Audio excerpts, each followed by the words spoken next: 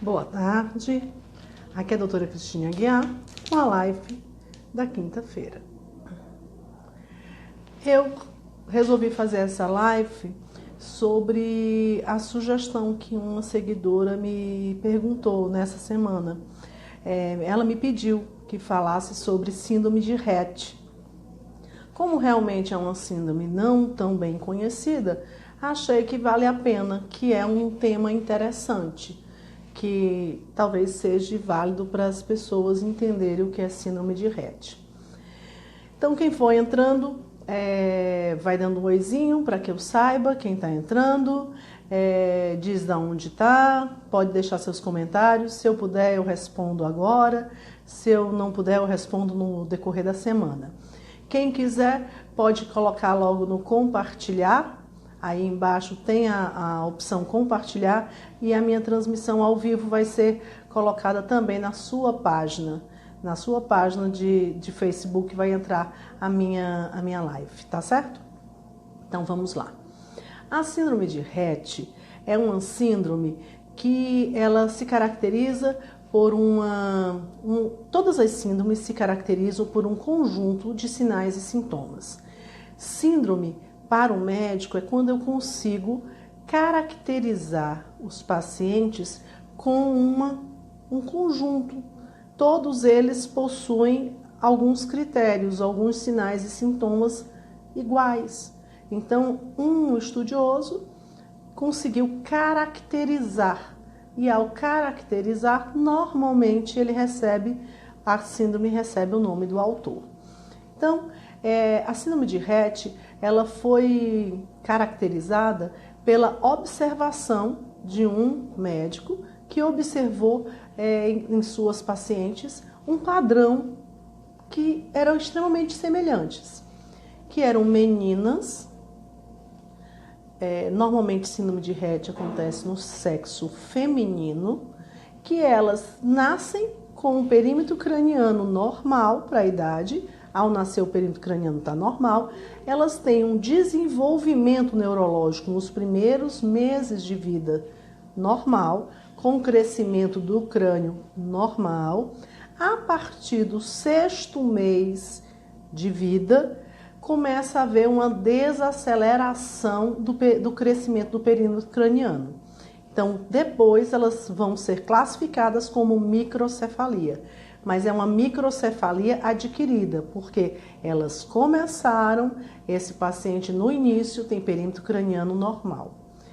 Então, ele tem um perímetro craniano normal, ele cresce normalmente até os 6 meses, e a partir dos 6 meses é como se houvesse uma desaceleração, o crescimento se torna lento, e aí no gráfico começa a cair o perímetro craniano, que estava indo tudo bem. Essa criança começa a perder também habilidades que ela já tinha. Aos 6 meses, a criança já está pegando objetos, quer dizer, ela já usa as mãos de forma voluntária. Então, você já consegue mostrar uma chupeta, um boneco, e aquela criança segura as mãos, quer dizer, ela segura com as mãos. Embora ela não tenha ainda capacidade motora muito refinada, mas ela já tem o comando voluntário das mãos. E um dos critérios da síndrome de Rett é que a criança perde a ação voluntária das mãos. Ela começa a usar as mãos fazendo os movimentos estereotipados. Elas abanam as mãos, ela abana as mãos, ela pode esfregar as mãos, ela tem muitos movimentos nas mãos, porém não são movimentos funcionais. Então, ela perde a habilidade das mãos. E essa criança, com o decorrer do seu crescimento, ela começa também a perder outras habilidades, como habilidade para andar. Ela pode ter alguns pacientes que andam e que aí, com o passar do tempo, eles vão perdendo, começam a ter grande dificuldade para andar. Então, são meninas, sexo feminino. Microcefalia, sendo que tendo um perímetro craniano normal ao nascimento. História de uma regressão e perda de habilidades que ela já realizava, com dificuldades imensas para usar as mãos de forma funcional e para andar. Então, são crianças que têm deficiência cognitiva, elas perdem a aquisição da linguagem. Se já tiverem adquirido, se a criança pode até adquirir, porém ela no passar ela começa a perder essas aquisições. Então eles têm um desenvolvimento normal até um período da vida e depois eles começam a perder as aquisições, andar, falar, uso intencional das mãos, e elas começam a ter uma microcefalia com o decorrer do estudo do seu gráfico. Começou bem, mas começa a não crescer direito e aí acaba no final com um perímetro craniano pequeno para a idade. Entenderam? Então, na síndrome de Rett, existem algumas coisas também muito comuns, que são elas realizam uma hiperventilação. Hiperventilação é uma ventilação, é uma respiração muito forçada. Elas têm alguns episódios de hiperventilação, onde elas respiram muito como se fossem ofegantes, de repente, sem nenhuma causa. Acontece muito durante o sono. Então a criança dorme e a mãe acorda com um barulho de uma respiração ruidosa. Ela pode ter a hiperventilação, ela pode ter a hiperpneia. Quando eu fiz residência, eu tinha uma amiga que fazia sono e ela me pediu os meus pacientes de Rett para a gente realizar a polissonografia e comprovar.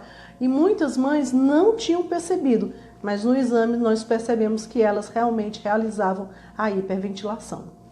Então é um dado importante. Essas crianças, elas entram dentro do espectro autista, porque elas também começam a usar as estereotipias, que são os movimentos que eu falei das mãos. Elas se isolam, então elas perdem as aquisições e elas vão ter uma grande dificuldade de comunicação. A grande maioria perde a linguagem verbal, falada, se é que elas conseguiram em algum momento adquirir. Entendeu? Então, ela realmente, na síndrome de Rett, você tem uma síndrome que cursa com o espectro autista. Então, são crianças que você pode achar, ela é autista. Sim, ela tem o espectro autista, mas ela é uma síndrome de Rett, porque foi classificada como Rett pelo sexo feminino, pela microcefalia adquirida, pelo movimento de perda de aquisições que tinham sido na história, tinham conseguido ser desenvolvidas e depois começam a perder. Então ela tem uma história particular para ela ser classificada como síndrome de Rett. Síndrome de Rett também não tem cura, mas é extremamente importante o diagnóstico, porque quando a gente classifica o paciente como uma síndrome de Rett, eu já sei as dificuldades, quer dizer, eu já sei que essa paciente pode perder a marcha. Então, antes que isso aconteça, eu faço terapias para que eu mantenha ela andando, mantenha ela numa qualidade de vida. Quer dizer, eu já sei o que vai acontecer, quais são as dificuldades, as habilidades que normalmente se perdem. Então, as terapias conseguem realizar que essa paciente tenha uma qualidade de vida melhor. Então, por isso, informação é fundamental, diagnóstico precoce é fundamental. São doenças que nós não vamos ter cura. Na neurologia nós temos diversas, porém, se realizado o diagnóstico e essa criança for acompanhada realizando as terapias, ela pode ter uma evolução melhor, um prognóstico melhor, uma qualidade de vida melhor. Na síndrome de Rett, que é uma síndrome, mas muito comum os pacientes com síndrome de Rett terem crises convulsivas. Então, por esse motivo, você pode ter epilepsia na síndrome de Rett. Pode, porque até faz parte, é muito comum crises convulsivas. E aí eles vão usar anticonvulsivantes para o controle da crise. Então, não choca, não vai contra. Faz parte, muito comumente, da síndrome de Rett ter crises convulsivas. E essas crises convulsivas se classificam como no início sendo difíceis de controlar e depois elas se tornam muito fáceis de ser controladas. Então, esse aspecto também a gente percebe muito. No início, no começo das crises, são crises que eu preciso usar doses elevadas, às vezes mais uma associação de anticonvulsivantes, e depois ela começa a controlar facilmente e eu consigo até reduzir doses. Então, as meninas com microcefalia, com dificuldade para andar e com característica dos movimentos estereotipados de mão e com um quadro de espectro autista, elas devem ser investigadas por um neurologista para saber se elas vão se classificar como síndrome de Rett. Então, síndrome de Rett é esse conjunto de sinais e sintomas.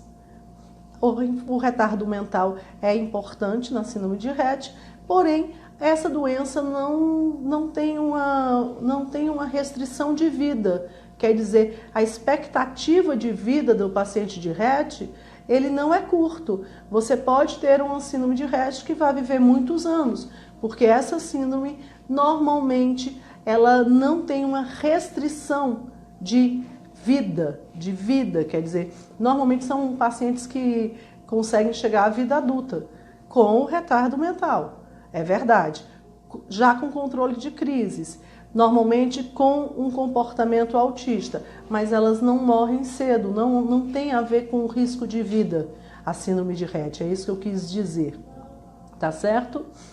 Então, eu acho que eu respondi a seguidora para que ela possa conhecer melhor, porque ela disse que a filha dela tem uma síndrome de Rett e vocês devem repassar essas informações para que chegue no maior número de pessoas e que todos consigam entender e procurar ajuda se necessário for, certo? Eu agradeço a todos, adoro os corações, muitos corações, nuvens de corações. Corações, joinha, Germana está me mandando diversos corações, muito obrigada. E então, deixem seus recados, eu vou responder os recados e os seus comentários no decorrer da semana. Próxima semana, eu vou tentar fazer a última live do ano, mas para vocês, um Feliz Natal, que essa é a última live antes do Natal. Feliz Natal, que passem com a sua família, com momentos agradáveis e que sempre se lembre que o melhor presente é você estar presente. Então, sua presença, não só física, esteja de coração, presente, preste atenção nas pessoas que estão ao seu lado, aos seus filhos, à sua família, prestem atenção neles, eles são as pessoas mais importantes para você.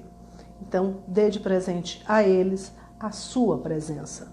Um beijo, Feliz Natal!